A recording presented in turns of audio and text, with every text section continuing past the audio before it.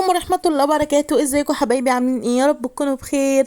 وحشتوني قوي قوي من القصة اللي فاتت. والقصة اللي فاتت كانت عن الممثلة الراحلة فايزة عبد الجواد، اللي كانت مشهورة بالضرب الروسية في الأفلام المصرية. النهاردة ان شاء الله معانا قصة جديدة وعن برضو فنانة راحلة الله يرحمها، هي الفنانة القديرة دلال عبد العزيز رحمة الله عليها. هنعرف بدايتها ايه، وهنعرف حاجات كتير قوي عنها وأسرتها وأصدقائها وطبعا سبب وفاتها. كل حاجة عن الراحلة دلال عبد العزيز رحمة الله عليها. خليكم معانا في القصة وقصة رحلة فنان. وقبل ما نبدأ القصة أتمنى تنزلوا تعملوا لي لايك واشتراك لأول مرة تشرفوني وتزوروا قناتي، قناتكم منوعات لميا، أحلى اخوات وأحلى متابعين من جميع أنحاء الوطن العربي. وهنبدأ مع بعض وهنقول: ولدت الفنانة دلال عبد العزيز يوم 17 يناير عام 1960 في محافظة الشرقية. اتخرجت من كلية الزراعة جامعة الزقازيق، وحصلت على بكالوريوس من كلية الإعلام جامعة القاهرة، وكمان حصلت على ليسانس الآداب قسم اللغة الإنجليزية من كلية الآداب جامعة القاهرة. بدايتها الفنية كانت ازاي يا حبايب قلبي؟ كانت في مسلسل بنت الأيام، حيث قدمها المخرج نور الدمرداش لأول مرة في مسلسل بنت الأيام. والمسلسل ده يا حبايب قلبي اللي تم عرضه سنة 1977، وكان بطولة محمود مرسي وكريمة مختار ونعيمة وصفي. لكن عائلتها اللي هي باباها ومامتها أصرت إن هي تنهي دراستها الجامعية الأول قبل أن تحترف التمثيل. وبعد التخرج من الجامعة عادت مرة أخرى للتلفزيون، حيث التقت مع الممثل جورج سيدهم في أحد المسلسلات، ورشحها لبطولة مسرحية أهلا يا دكتور مع صديق عمره مين؟ سمير غانم. طبعا من هنا بدأت ان هي اتعرفت على سمير غانم، وبدأ ان هو ينشئ بينهم قصة حب جميلة، وانتهى طبعا زي ما احنا عارفين بالزواج وتكوين الأسرة. في عام 1984 اتجوزت دلال عبد العزيز من الفنان سمير غانم، اللي كان بيكبرها بنحو 20 عام، كان أكبر منها ب20 سنة. وأنجبت منه بنتين اللي هي دنيا وأمل، التي عرفت باسم إيمي. يبقى إيمي سمير غانم في الأصل اسمها أمل. وهما الاتنين طبعا عارفين ان هما طبعا بيمثلوا ما شاء الله من أشهر الممثلات على الساحة الموجودة حاليا. وكانت على صلة وقرابة بالفنانة ميساء مغربي. وفي يوم 30 مارس عام 2014 أصبحت جدة بعد أن وضعت ابنتها دنيا سمير غانم أول مولودة، وكانت طفلة سمتها اسم كايلا رضوان. طبعا عارفين رضوان ده هو مذيع مشهور موجود في التلفزيون. تمام كده، نكمل مع بعض. لو نسيتي تعملي لي لايك انزلي يلا بسرعة واعملي احلى لايك لاحلى قصة واحلى فنانة الله يرحمها، واعرفي مسيرتها الفنية وايه اللي حصل معاها. يلا وتابعينا. واللي ما تعرفوش يا حبايب قلبي ان دلال كانت بتسمى بصاحبة الواجب، كانت صاحبة واجب قوي.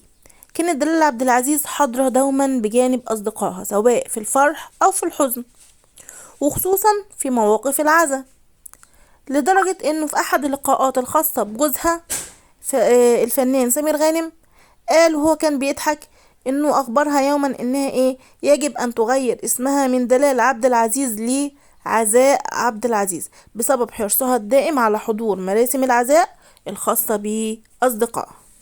من شدة حرص دلال عبد العزيز على حضور مراسم العزاء، أوصت ابنتيها دنيا وإيمي على تقليدها وتنفيذ ما كانت تفعله وهي على قيد الحياة. شايفين هي كانت جميلة قد ايه، وصاحبة واجب وصاحبة صاحبتها. واللي ما تعرفوش يا حبايب قلبي ان هي كان عندها 2 صحاب كانوا دايما مع بعض، وهما دلال ورجاء الجداوي وميرفت أمين. كانوا ثلاثي جمعت بينهم الصداقة على مدار ما يقرب 50 عام، ولم يفرق بينهما أي شيء، ولم يتركوا بعضهم البعض على الإطلاق خلال المناسبات الاجتماعية خاصة. وخصوصا في واجبات تقديم العزاء والجنازات. كانوا دايما اياديهم متشابكة بعضهم البعض. طبعا كانوا صحاب جدا. الله يرحمها ويرحم رجاء الجداوي ويغفر لهم يا رب. طبعا كانوا اصحاب جدا وكانوا بيحبوا بعض جدا. كانوا دايما مع بعض في جميع واجبات العزاء. وكان يا حبايب قلبي من أهم أعمالها المسرحية والسينمائية والتلفزيونية إن هي قدمت على خشبة المسرح العديد من الأعمال، منها فخ السعادة الزوجية، ومنها ها حالة حبيبتي، وفارس وبني خيبان، فارس بني خيبان، وأخويا هايس وأنا لايس، وحب في التخشيبة، وجوازة طلياني.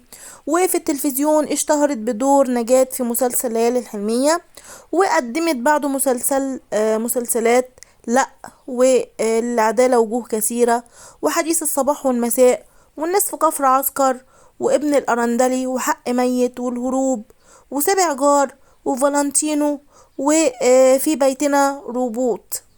ويا حبايب قلبي الله يرحمها يا رب ويغفر لها ويسامحها. طبعا لو نسيتوا تعملوا لي البصمه انزلوا اعملوها على طول يلا، واكتبوا لي تعليق حلو كده مشجع محفز عشان نقدم لكم ان شاء الله قصه جديده لفنان جديد، ونكمل مع بعض رحله الفنانه دلال عبد العزيز.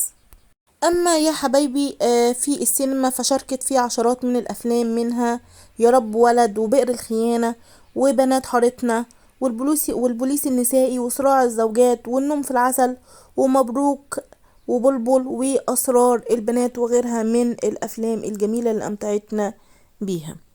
ومع تقدمها في العمر بدأت تبرع في تقديم دور الأم بصورة غير نمطية في أفلام مثل آسف على الإزعاج، ولا تراجع ولا استسلام، والقبضة الدامية، وقلب أمه، والبدلة، وكذلك في مسلسل اللي هو آخر مسلسل هي عملته، مسلسل ملوك الجدعنة. وطبعا بعد مسيرتها الفنية تعبت، وكان سبب وفاتها صراع طويل مع المرض، حيث أصيبت بمضاعفات خطيرة في الرئة بعد تعافيها من فيروس كورونا المستجد، وده كان سبب وفاتها. رحمة الله عليها يا رب. ربنا يرحمها ويغفر ليها ويجعل مثواها الجنة هي وجميع أمواتنا وأموات المسلمين أجمعين يا رب العالمين. وأتمنى أكون قدمت لكم نبذة وافية كافية عن الفنانة الراحلة دلال عبد العزيز، وعن حياتها ومسيرتها حتى وفاتها. اتمنى ان شاء الله الفيديو يعجبكم، واشوفكم باذن الله في فيديو جديد. ما تنسوش تعملوا لي لايك، احلى اخوات واحلى صحبه. تنسوش تعملوا لنا اشتراك عشان ان شاء الله نقدم لكم كل جديد، وفعلوه على الكل عشان يوصل لكم اشعار بكل حاجه جديده ننزلها. اشوفكم في فيديو جديد، استودعكم الله. السلام عليكم ورحمه الله وبركاته، وكنتم مع منوعات لميا في حفظ الله جميعا.